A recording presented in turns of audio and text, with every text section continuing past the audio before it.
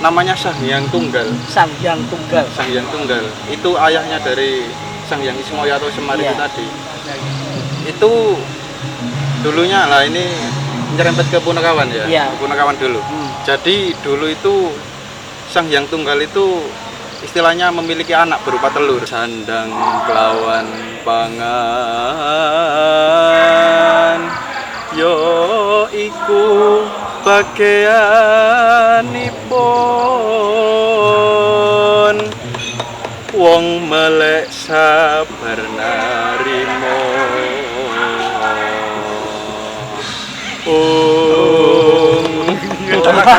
Luar biasa. Wah.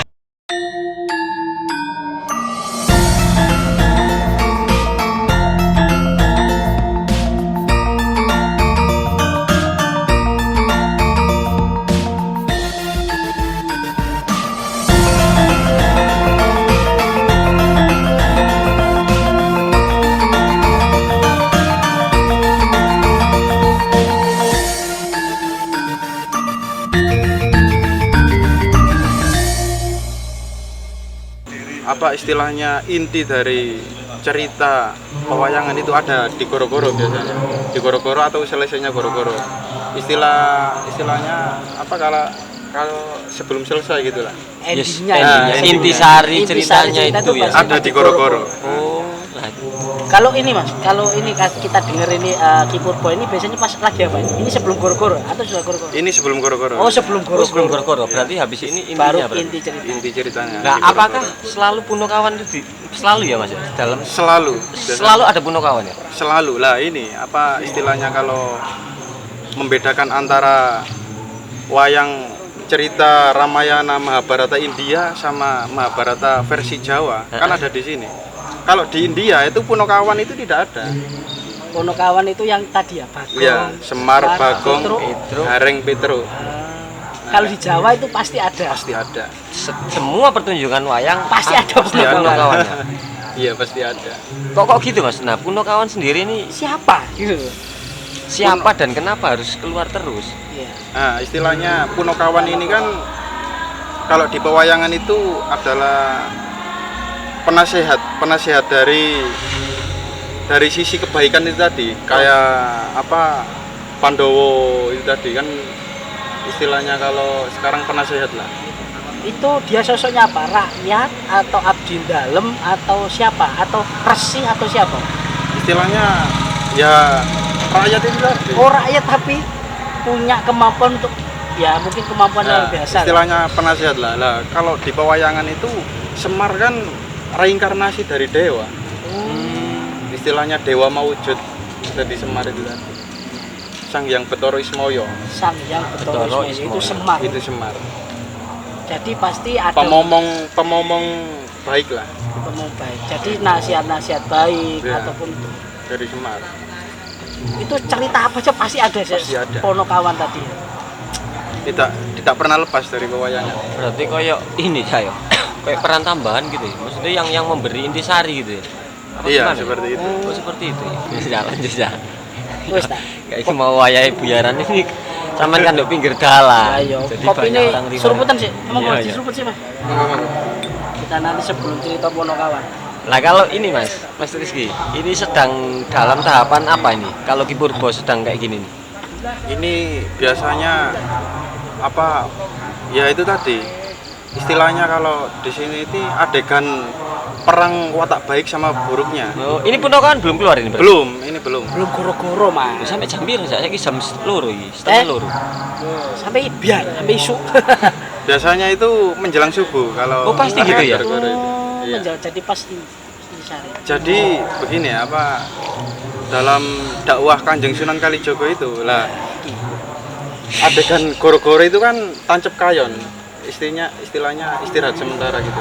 Dulu waktu Tancap kayon itu apa, Mas?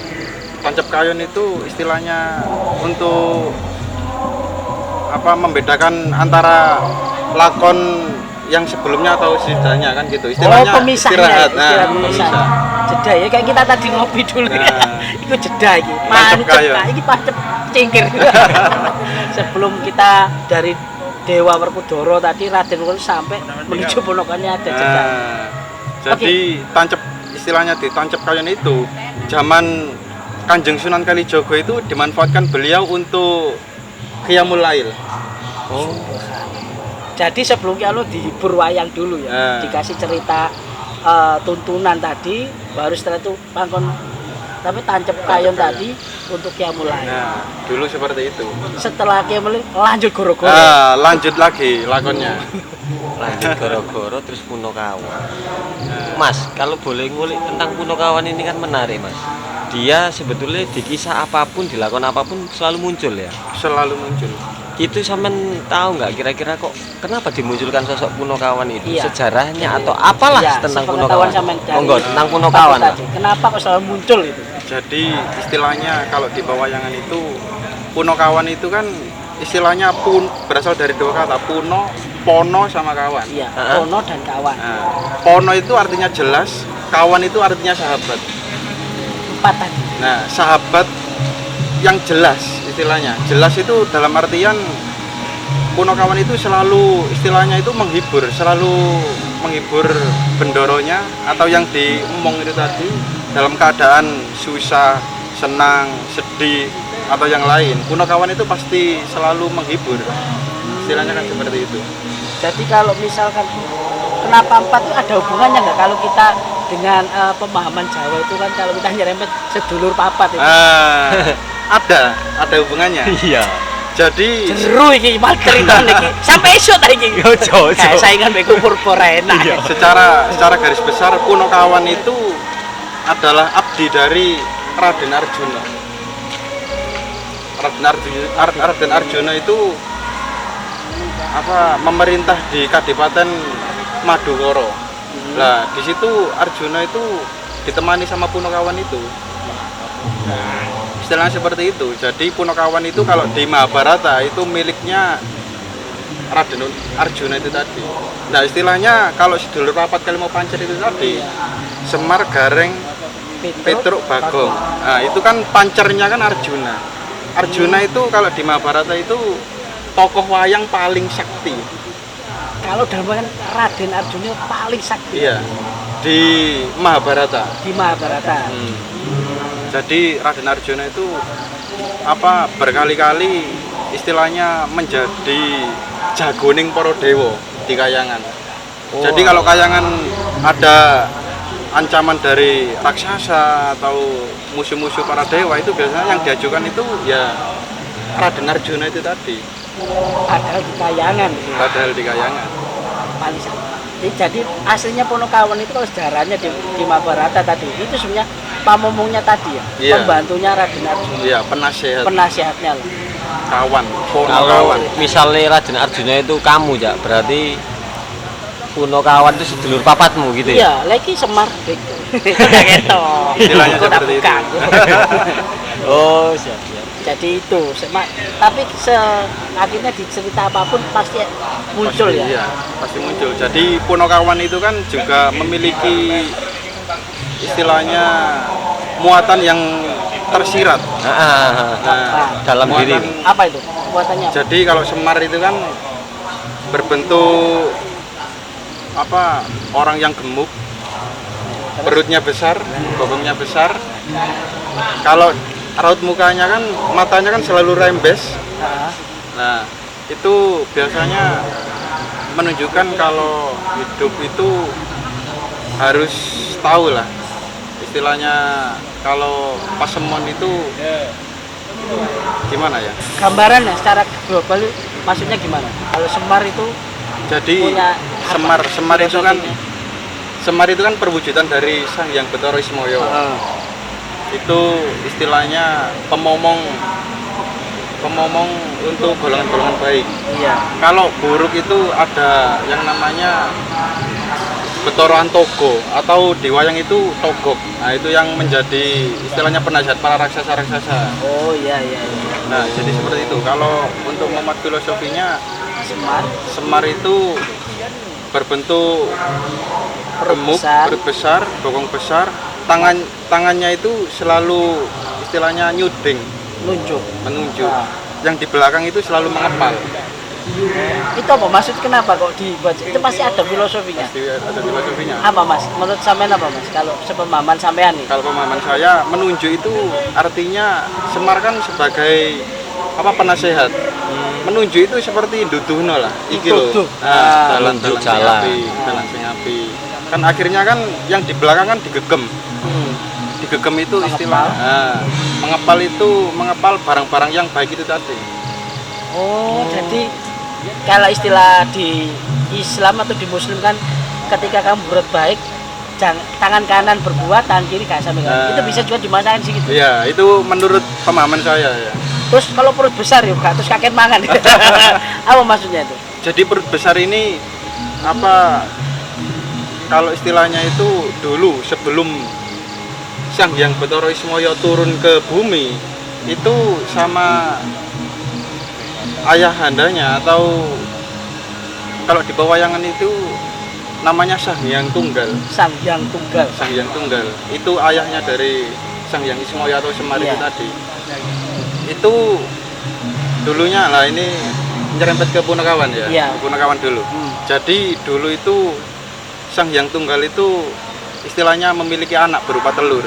Oh, telur. Telur. Lah di perwujudan telur itu tadi akhirnya dilempar sama Sang Hyang Tunggal dipujo. Dipujo istilahnya itu diberikan doa. Iya. Akhirnya jadi 3. Kulitnya itu menjadi Bathara Antaka atau Togok. Togok. Yang kedua itu Semar. Semar. Yang ketiga itu yang sekarang jadi Sang Hyang Bathara Guru atau Manikmaya. Oh. Itu tengahnya bagian kuningnya. Jadi kulit tadi togok ya. Ya. Terus kalau putihnya tadi itu Semar, isi kuningnya Sang Hyang Manik tadi. Iya, Sang Hyang Manikmaya atau Sang Bathara Hyang Guru. Bathara Guru. Nah, di istilah pewayangan itu, di cerita pewayangan itu Sang Hyang Ismaya sama Bathara Antaka itu tadi kan berebut untuk menjadi istilahnya itu raja di Kayangan. Siapa yang terbaik ini? Nah, siapa yang terbaik? Bertengkar, akhirnya sama ayahnya Sang Hyang Tunggal itu tadi disuruh memakan atau nguntal gunung. Iya. Sisih wetan sama sisih kulon. Kedua Punakawan itu tadi sebelum jadi Punakawan ya. Iya. Waktu itu Sang Hyang Antogo atau Bathara Antaka itu kan berwujud kalau di pewayangan saat ini kan mulutnya kan besar. Iya, togok itu besar. Nah, kalau Semar kan perutnya yang besar. Lah dulu itu ceritanya itu Togok itu memakan gunung, akhirnya sampai di mulutnya itu kan tidak kuat, tidak istilahnya Nggak muat atau gimana ya? Terus nggak muat, akhirnya dilepeh, dikeluarkan lagi. Akhirnya lah. Ketinggalan sama. Akhirnya mulutnya kan besar. Yang kedua Sang Hyang Ismaya, dulunya berwujud satria bagus, seperti Arjuna gitu. Bagus perwujudannya. Akhirnya setelah memakan gunung itu benar mampu, sampai mulutnya mampu, akhirnya sampai perutnya. Lah sampai perutnya ini dia itu tidak bisa mengeluarkan lagi, mengeluarkan dilepeh tidak bisa, dikeluarkan lewat belakang juga tidak bisa, akhirnya menetap. Jadi akhirnya perwujudan sekarang besar perutnya. Itu Akhirnya sejarahnya. Iya, yang ketiga itu Bathara Ismaya Manikmaya tadi. Manikmaya, Bathara Guru. Nah, akhirnya Sang Hyang Tunggal itu melihat keadaan seperti itu, kan 2 gunung itu tadi kan sudah Habis ya? diatasi Ya, sama Togok tadi. Togok sama Semar itu tadi. Akhirnya Bathara Guru itu atau Manikmaya itu tadi mengalah. Oh, sudah 2 gunung itu sudah hancur, tidak ada. Akhirnya saya mengalah saja lah. Saat itu Sang Hyang Tunggal itu melihat watak dari sumelehnya Manikmaya.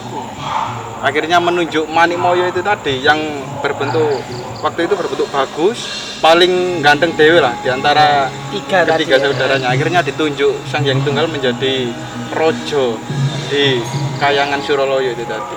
Oh. Yang kedua ke bumi. Nah, yang kedua itu Semar ditunjuk untuk menjadi pemomong baik, yang Togo itu menjadi pemomong yang golongan yang buruk.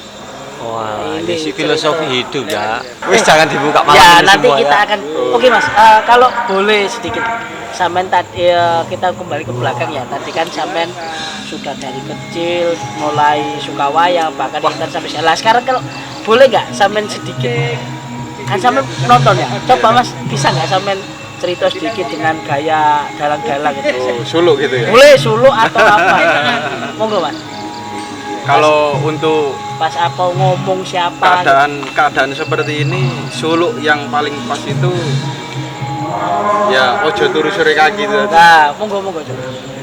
Ojo turu sore kaki, ana dewa nganglang jagat, nyangking bokor kencanane, isine donga tetulak, sandang kelawan pangan, yo iku bagianipun wong melek sabar narimo.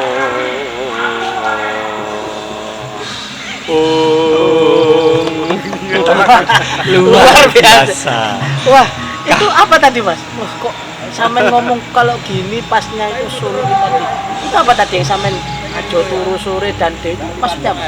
Maksudnya kalau ini kan kidung dari Sunan Kalijaga, sulukan dari Kidung Sunan Kalijaga. kalau istilah pewayangan kan suluk itu kan menggambarkan sebuah suasana, menggambarkan suatu suasana. Jadi saat perang ada sendiri, saat damai ada sendiri, saat sedih juga ada sendiri, saat bahagia juga ada sendiri. Oh, ada istilahnya kalau kita ya mungkin ada lagunya sendiri. Nah, ini tadi yang disulukkan ini tadi apa Mas? Kok sampean ngomong Mas ini kalau pasnya lagi suluk ini, itu apa tadi yang sampean sulukan tadi? Sampai kudungan tuh aku. Wah, luar biasa. Apa Mas? Tadi coba sampean sedikit wedar tadi apa yang sampean sulukan? Jadi wedarannya itu istilahnya ojo turu sore kaki. Itu istilahnya jangan tidur terlalu sore, istilahnya sering-sering melek kan gitu. Ojo turu sore kaki. Ono dewa nganglang jagat. Dewa itu diibaratkan sebagai malaikat untuk memberi rezeki, Rahmat ya. memberi rahmat kepada umat manusia kan seperti itu. Nyangking bokor kencanane. Bokor kencana itu istilah bokor itu kan tempat. Iya, tempat. Tempat kencana itu emas. Jadi bokor itu terbuat dari emas, isine donga tetulak sandang kelawan pangan. Lah istilahnya itu sandang kelawan pangan itu kan yang dicari orang-orang selama ini. Yaiku bagianipun yaitu bagian wong melek sabar narimo. Lah itu istilahnya orang yang gemar untuk melakukan tirakat di malam-malam hari. Wong melek sabar dan narimo. Sabar istilahnya dalam perilaku sehari-hari itu sabar dan narimo. Itu bakal mendapatkan rahmat. Mendapatkan seperti itu. Ojo turu sore Mas. Iki bener iki. Iki mau aja enggak turu sore iki Mas. Tapi berarti ini ya namanya suluk ya? Iya, Itu pun di setiap tanggapan wayang ya harus ada suluknya itu Mas? Atau Suluk. pakemnya itu? Termasuk pakem? ya tadi. Pakem, masuk pakem. Tadi Mas Ris kan jelasan. Itu tergantung suasananya. Pas Suluk. Lah ya suasana maksudnya apa? kayak tanggapan kayak gini kan harus ada suluknya. Iya. Berarti itu pasti Solo itu sudah kalau biasanya pas lagi momen ini atau posisi bayi Solo ini yang gitu. Nah, iya. Kalau perang raksasa kan biasanya bumi gonjang ganjing, langit kelap-kelap. Nah, itu menggambarkan keadaan waktu itu bumi itu kacau karena perang itu tadi. Wah. Kan seperti itu. Siap, Tergantung siap. suasana. Solo itu menggambarkan suasana seperti itu. Iya, mati Gimana suasana dalu? Nah, iki ojo suruh tuh, guys. Iku lah, Bahwasanya iki. dewa ataupun malaikat tuh lagi menurunkan rahmat. Enggak, artinya gini ya, dari penjabaran sekian panjang ya sampai wedaran cerita kisah atau lakon malam Suci, ini ya. dari awal sampai ending kan di shortcut. Ya ini penonton mesti tahu kenapa kok tadi enak-enak nonton wayang kita seret ke Iya. pinggir jalan dilihat banyak orang di Iya. Wariwi ini nggak apa-apa. Ternyata pemahaman Mas Rifki tentang wayang kan segitu ya. Kalau boleh nanya Mas ini, Iya. sebelum terakhir ya mungkin. Selain untuk menjaga budaya luhur kita, wayang ini, sampean kan anak muda umur 22 tahun. Iya. Untuk melestarikan pentingnya apa sih? Pesan untuk inilah Cak ya. Iya. Generasinya Mas Rizky lah, Iya, generasi kalau milenial. Soalnya kan gini, tadi kan sudah dibuka awal Cak Mus bahwasanya rata-rata nih penggemar atau penonton pewayangan ini kan dari kaum tua ataupun kaum lanjut. Sedangkan sampean, nah sekarang kalau menurut sampean itu sendiri tadi sudah jelaskan bahwasanya karena hobi, tapi ini yang lebih penting ke sampaikan ke Sruputers, arah-arah ngopi gitu. Bahwasanya apa sih pentingnya sebenarnya? Selain menjaga loh tadi, itu apa sih? Sampai Tahan dulu ya. Baterai ini sampai entek. Luar biasa. Ganti kamera. Wis tak. Ganti kamera. Oh, ganti kamera. Luar biasa. Yo, iki mau ke jam piro sampai, tapi sangat luar biasa lah. Sangat luar biasa. Jadi gini, Mas Rizky, kita kembali ke pertanyaan tadi bahwasanya ini kan menarik. Kenapa? Sampai tadi dari nonton terus tak ajak ke sini untuk modal bahwasanya karena sampai ini anak muda di usia 22 tahun tapi kok hobi wayang. Mungkin ini kita nggak ngomong pribadi sampean. Nah sekarang mungkin pesan-pesan nih bagi dulu-dulu Sruputers kan banyak kaum milenial pemuda. Apa sih pentingnya selain menjaga warisan luhur? Apa sih pentingnya kalau kita ini mencintai bahkan suka lah wayang? Karena mungkin gini, maaf Mas saya potong, kok seneng wayang atau kan Durung wayahe. durung wayahe awakmu itu. Kan ini harus bukan merubah ya. Paling enggak ketika sampai ngomong tadi bahwa stigma wayang itu biar tidak dianggap tua gitu loh. Ya memang kita secara wayang tua nih anak keren. Cuman apa sih yang mungkin monggo sampean sampaikan kepada pemuda lah khususnya. Jadi begini ya, menurut saya pribadi. Iya, monggo. Wayang itu enak sebenarnya. Enak untuk dinikmati. Iya. Jadi secara suasana, secara apapun itu enak. Di situ juga memuat pesan-pesan moral yang sangat luar biasa dari pertunjukan itu. Yang ketiga itu wayang itu kan merupakan warisan budaya dunia yang diakui oleh UNESCO. Budaya yang sangat adiluhung, warisan bangsa Indonesia secara umum. Kalau nggak kita siapa lagi? Kalau bukan kita siapa lagi? Nanti kalau diakui negara tetangga atau bangsa-bangsa lain, akhirnya ngamuk. Iya. Iya. Ya, ini Mas, lebih ke sininya sih. Itu tadi kan kalau pesan menariknya apa sih? Biar ini paling enggak sampean kasih yang menarik bahwasanya biar nanti anak muda ini wayang biar menarik. Selain kayak cangkemnya terdorong untuk mulai menikmati wayang lah. Teko sindene gak apa-apa lah. Ono sing teko lawak-lawakane. Apa mau istilahnya? Limbuane. Ini apa Mas? Biar menarik lah. Mungkin dari situ. Biar menarik ya. Sampean lah dari sudut sampean lah. Dari sudut saya. Ketika lihat wayang akhirnya kenapa gitu loh. Ini paham kan anak muda. Wayang itu menarik loh, Rek. Nah, itu loh gimana? Jadi kalau meminjam istilah luar negeri ya. Kalau di Amerika kan ada Captain America, ada Batman, ada Superman dan lain-lain. Di sini juga ada Gatot Kaca, ada Ontorejo, Ontoseno, Wisanggeni atau yang lain-lain sebagainya. Jadi saat di sana belum ada superhero seperti itu, di sini juga ada. Dua Avenger. Dua Avenger ini.